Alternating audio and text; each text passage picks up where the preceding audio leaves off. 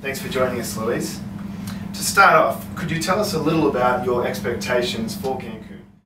I think our expectations for Cancun, they're different to the expectations we had for Copenhagen.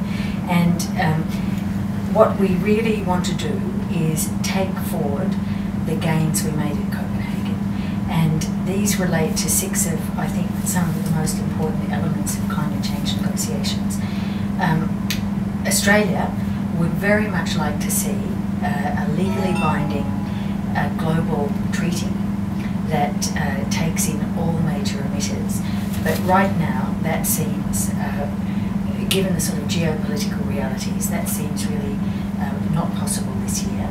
But it's very important that we get the building blocks in place, not precluding the potential legal form of any global agreement.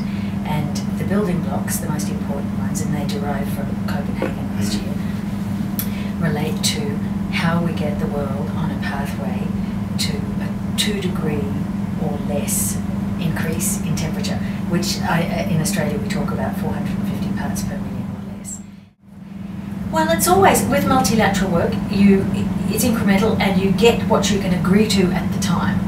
And there will be some countries that oppose these things, that want more or less, or don't see it, and we know that some countries are very sensitive about the monitoring and verification.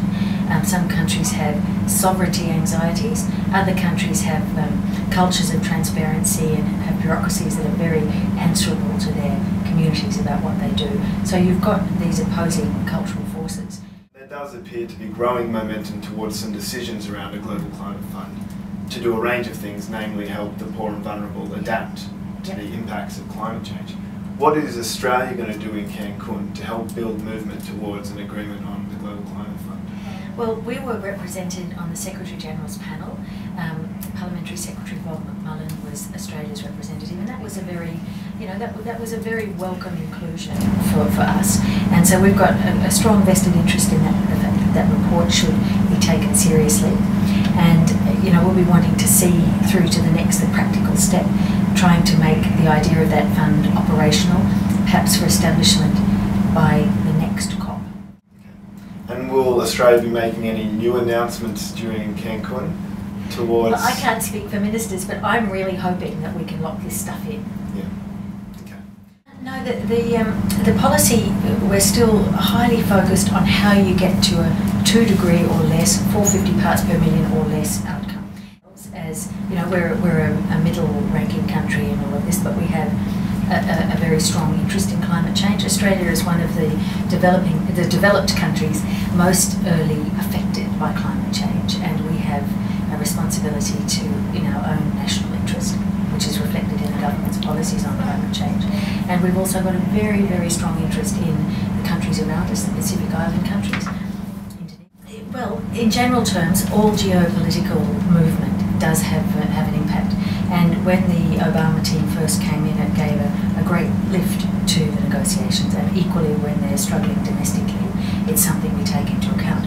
But, and I think more importantly, many countries have got climate change policies in place that they've had preceding and post-Copenhagen. And many of them have strengthened this year. And I think the very strong message in that is that countries do it in their own national interest. Well, I think we see changes in weather patterns that create more destructive weather events, and we see changes in water supply. We see changes in salination of water and in acidification of the ocean. I mean, all of these things are very well recorded. Australia, of course, is hotter and drier. You see parts of Africa with increasingly difficult water supply and all the... Finally, it's not made up, Phil. No, I firmly agree with that. Well, thank you again for your time today. My pleasure. Really appreciate it. During Cancun, you can follow my blogs on the negotiations and meeting with Louise and the Australian delegation at UN Climate Trackers at the Oxfam website, and you can also follow my blogs at adoptanegotiator.org. Thank you for listening.